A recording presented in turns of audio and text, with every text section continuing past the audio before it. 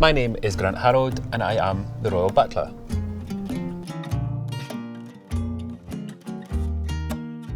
I'll be celebrating the coronation by going on board the Queen Elizabeth for a voyage. It'll be an opportunity for myself, the guests and the crew to celebrate the new King and Queen.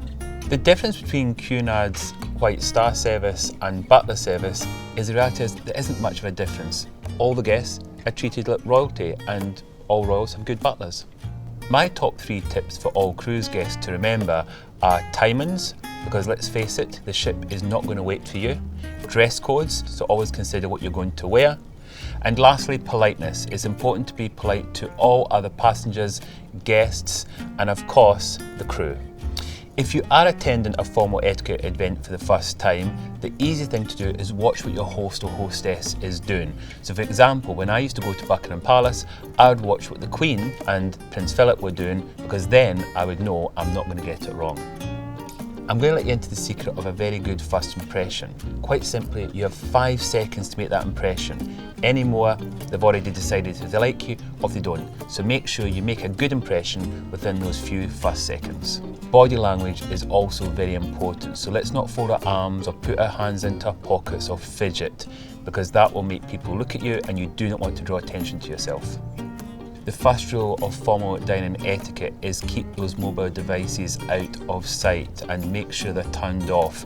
If possible, leave them ashore. The one thing you should never do at a social event is go around taking selfies without permission from the other guests and the hosts. Quite simply, a good host is somebody that thinks of others. That person will look after you, make you feel comfortable, relaxed. That is really what it's all about, being a good host, is just making sure you think of others and what they may need before they actually tell you what they're looking for.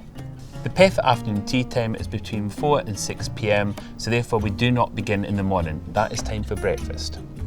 The correct order for an afternoon tea is we start with napkin etiquette, then we move on to the tea pouring, then the sandwiches, the scones and the cakes. Conversation-wise, keep it light-hearted and talk about the weather, or if you're in the presence of royalty, then we can talk about the corgis.